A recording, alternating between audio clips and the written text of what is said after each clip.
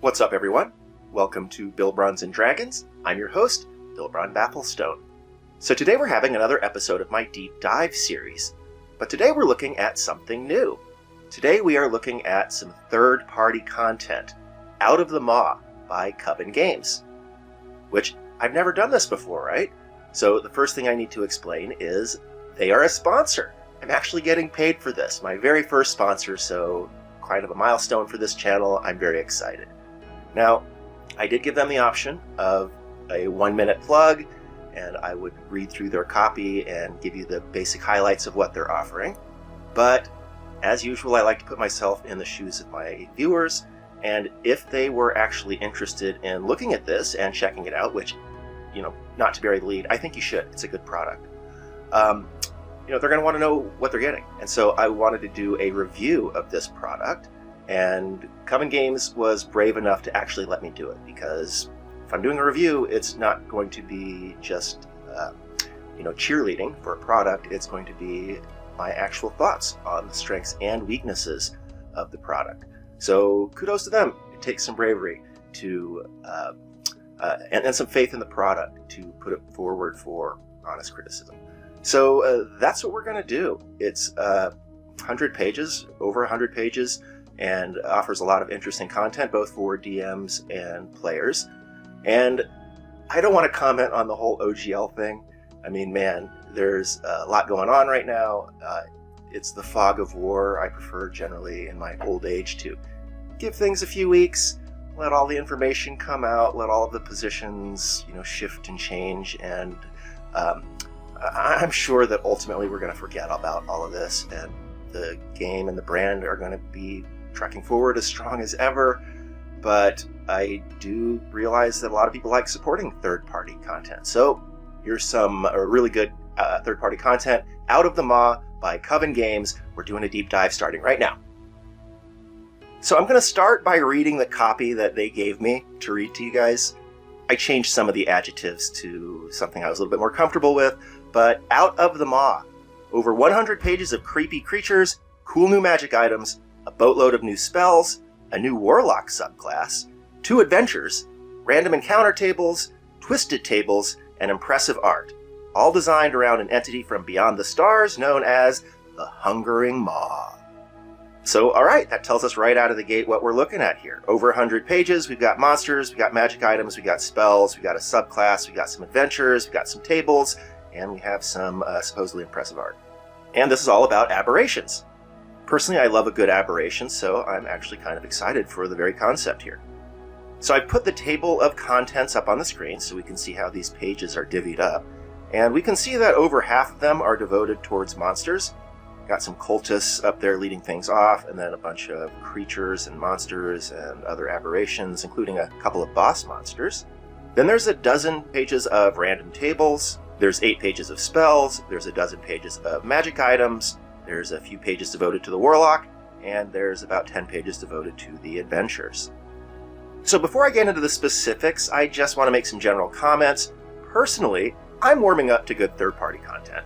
I'm honestly getting a little bit bored with the same old from Wizards of the Coast, which is funny because I've not played every subclass and I've not cast every spell, but I have theorized about them all, and I play on a lot of West Marches, so I play with tons and tons of different PCs, and I feel like I've probably played with all of them at this point. In any case, they have a strong familiarity, so to get something that's new and cool and good is actually something I'm on board with these days. So I'm open to it. But it has to be good, right? I mean, not all homebrew is good. There's plenty of crap out there. And so it's probably a good thing to find good producers of homebrew and then keep going back to them to see what they're putting out, and if I want more content, then I can add more. Now, this is not something that I've put a tremendous amount of thought into, but generally speaking, I feel like third-party content shouldn't push the boundaries of power levels. I feel like that's something that Wizards of the Coast should be doing, and third-party content should not be doing that, otherwise it's not going to be well received at most tables, but there is plenty of room for like mid to high level editions, right? We don't really want low power editions either. I mean, that's no fun. We want good, powerful editions, but not ones that push the boundaries. And practically, the best stuff is going to be play tested, right? I mean, it's going to be run past several sets of eyes. It's going to be implemented at tables so that nuances can be discovered and problems can be brought out and all of that. Also, let's face it, this is kind of a golden age of publishing and self-publishing, so high production values, like good art, good editing, good writing, all of that, that's necessary to be competitive, right? That is just absolutely non-negotiable because there's lots of competitors out there and they are offering high production values. So any third-party content that's serious about making some sales is going to have high production values. The clarity of language and the clarity of mechanics are a must, in my opinion. A lot of the arguments that we have as optimizers revolves around the poor language and the poor mechanics that Wizards of the Coast offers. And I'll be perfectly frank, I read through this entire product, and it's not perfect. There are a few editing errors in there, but no more so than Wizards of the Coast, and I'm super sensitive to those sorts of things, so I can usually pick those out pretty easily. And Out of the Maw is not bad by any means. It's not perfect, but it is at that professional level that I expect. So again, I think Out of the Maw is a fantastic product. I just want to offer a deeper look at what it offers for those who are truly interested in supporting a strong third-party publisher. Alright, so let's take a look at the monsters. Out of the Maw offers 28 new creatures, 23 of them aberrations of CR 1/4 to 30. The CR 31 is pretty beastly. And 5 humanoid cultists. And I have to say I really like the cultists. I think they're well designed, they all have really cool powers. And that's basically how I look at the monsters, because remember, I'm not a DM, and so I don't really have a lot of expertise at looking at stat blocks and knowing how to assemble encounters and stuff. The way I'm looking at this is, how would I fight this creature if I encountered them on the field with any of my various characters? What would I do as Bilbron Bafflestone? And what would I do as William X? And what would I do as Calthox Carnovian and all of their different power sets? And will they be challenges for me? Because remember, I'm an optimizer with a big old bag of tricks and a lot of win buttons, and so for me to have a good fight, I need monsters with really good defenses, really interesting powers, and I have to say, I really think Out of the Maw delivers. None of my characters would have an easy time with almost any of these, and reading through it, I definitely thought, man, I really need to add this or that, or make sure that I have defenses for this hole or that hole. However, like I said, this is not really my area of expertise. I am not a DM. I really can't judge these monsters in an accurate way. However, some of my Patreon team are DMs, and I had them take a look, and they all really liked the monsters and the designs. So as an example, we're going to take a look at one of these monsters, and I'm going to read you some comments from my team. So I'm throwing up a picture of one of the monsters called the Ceterio. This is a CR3 creature. So not one of the big boys, but my Patreon team thought that this was a good example of the sorts of creatures that you can find in Out of the Maw. So here are some of the comments that my team made about this creature. The art is fantastic and does a perfect job at communicating all of the things it should. It's got fast and powerful legs, it's a bloodsucker, and it's very much unnatural. Its proficiencies also communicate that it's a tracking hunter. The main reason this monster would be interesting to run is because even if your party wins a fight against a pack of these, the fight will be terrifying, memorable, and have lasting RP consequences. Usually, if a fight doesn't threaten death in some way, it can feel like there's little consequence to the fight. For these, the consequences all come down to the exhaustion levels imparted by their final recharge ability, Ravenous Feast. As a DM, I would put a pack of 4 to 6 of these against a level 6 to 8 party, maybe as they are leaving a dungeon and traveling back towards a safe town. These monsters chase the party down and gang up on one target. With their blood sensibility, 6 intelligence, and low-range telepathy, you can communicate their intent to take down and feast on the blood of the weakest or lowest AC and or con save member of the party and bring them back to their master. They would attempt to surround that one target and then pump all their damage and Ravenous Feast into them. Even through healing and being brought back to consciousness, the risk of the exhaustion remains and stacks up higher and higher. As the exhaustion gets closer to certain death at 6, the party may get more desperate to save their ally, burning resources or consumables. If the target player goes down, I suggest having the player be stable at 0 health, communicating that these creatures do not want to kill, but just to capture and feed upon the PC. And note it does have that interesting nuance that exhaustion level 6 does not kill the creature. And if the targeted player does get to 6 exhaustion, the resulting nightmares are great opportunities for role-playing, for character building, for backstory scenes with that player. While the struggle to care for and worry over their ally and seek healing from these nightmares that won't cease can lead to great character building roleplay for the rest of the party as well. One thing would be certain, however, the party would remember fighting these monsters. They would remember the danger and the fear, and they would remember the stories that followed. Now imagine how they would react to see them again. Warning note, be careful with how you deploy these. I would never deploy them in a way that jarringly halts the session or dungeon progress, as that can be unfun, especially if a particular player is singled out. But if done towards the end, when they were headed back anyway, you should be good. I would also never deploy these in a West March context, unless it was the final combat and you intend for the party to roleplay their recovery time as an end of the session. I can also see certain players not taking exhaustion stacks very well, but as with most things, it's all about execution and knowing your party. This creature was just my favorite example, but there are many other monsters of this caliber in the book that can lead to fantastic moments like these. Honestly, I think the monster stat blocks are the best part of the product. I'll probably get it and use these myself. So yeah, those are the comments from my team. They were really impressed by the monster stat blocks, and I absolutely take their word for it. As a player reading through these, I thought they were very impressive and would be fun to fight, and the DMs on my team give it their stamp of approval, so yeah, it's good. I'm going to throw one more onto the screen, a jelly horror, so you can see what the art and the monster is like. I've also thrown on the 2 new spells that this creature casts, to give you kind of a sneak preview of the spell section. And yeah, great art, very flavorful, seems like a really tough and fun thing to fight, right? Alright, let's move into spells. This is the stuff that kind of interests me as a player, right? New spells to cast are always fun, and Out of the Maw offers 25 new spells. Most of them levels 3 through 6, which is the sweet spot, right? Since most games, and probably the best games in 5e, happen in Tier 2.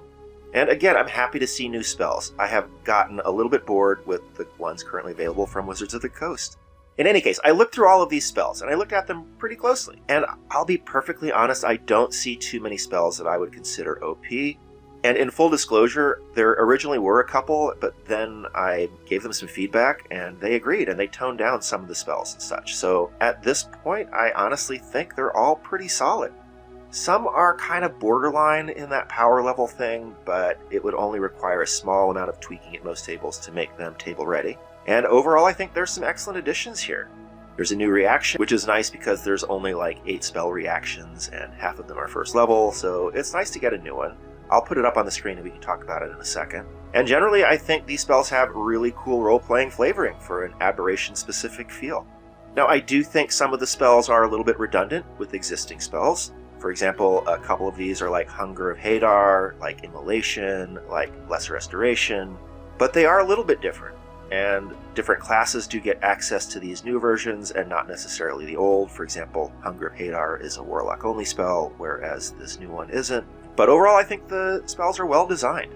There's a number of them that do both damage and have another effect, which I like. For example, there's one that does damage and force move. There's another that does a dispel plus healing. In fact, I put it on the screen already. That's the consume magic one. And I like these spells. I wouldn't take them on every character, but these days I've been trying to get away from the same old spells and trying to find new spells that are just more fun and interesting to cast, and I would definitely use some of these. Plus, some of these spells deal with game-specific conditions that are introduced in this book, like corruption and stuff, so if you're playing with those tables and those sorts of things, you're going to need these spells. And I put the lowest level spells on the screen so we can just get a sense of what their thinking is and how good these are. So the first one is Suppress Affliction, and this is actually one that I think might be overpowered. I keep going back and forth on it, because it's just a cantrip that can suppress afflictions that normally would require lesser restoration. But it is concentration, it is just one creature, the afflictions do come back. That one I'm kind of on the fence on, but I think I'd be okay with it. Then we have Enhanced Musculature, which is kind of like Long Strider, but more powerful and higher level as a consequence. Could be really good for grappling builds with that advantage on athletics checks.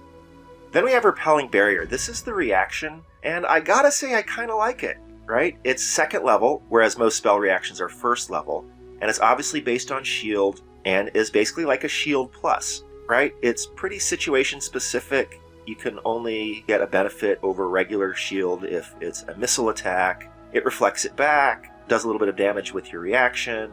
The increased cost of a second level spell is not insignificant. Those things don't grow on trees. We only have 3 of them. So I think that's a solid add. And then Stitch Shut. I think this is a pretty cool spell.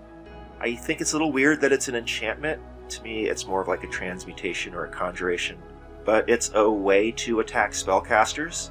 Kind of like Silence, but different. And it's not overpowering. There's different ways to end the condition. It's concentration. It doesn't have the greatest range, but upcast nicely. So I think this is a pretty cool addition. So all of these spells are pretty solid, and I'm going to throw out my favorite spell here, Wall of Tentacles. A 5th level conjuration that is an addition to the wall spells, and remember at 5th level you get Wall of Force and Wall of Stone, which are among the best wall spells, so you're going to need a pretty good wall spell to compete with it, and I think Wall of Tentacles delivers. Look at this thing. It is just full of flavor. It's got a really cool effect. It's not overpowered. It's not underpowered. I really like this spell, and I like a lot of the spells, so thumbs up on the spells. Next, we have magic items. This product offers 32 magic items, including the Arsenal of the Mossworn, powerful corrupted weapons that can be purified by PCs and have a power level on par with other legendary weapons. This whole purification thing involves rituals. Those rituals are up to the players and the DM, but there are examples provided. There's a table provided to help make it easier. And honestly, I have mixed feelings about the magic items. A lot of them aren't really for PCs and are more appropriate for the bad guys to be using against the PCs. And a couple of them are a tad overpowered, in my opinion. There's one that forces a DC 17 Wisdom save versus being unconscious. There's another one that forces a DC 17 Dex save versus grappled and paralyzed. And these are not restricted by charges or anything. So I think that might be a little bit too much. But it's more or less a solid grouping. There's a few that I would like to have. There's a bunch that I wouldn't pick personally, but have cool flavor. And I'd use them if I didn't have alternatives, which you often don't, depending on how the DM does items.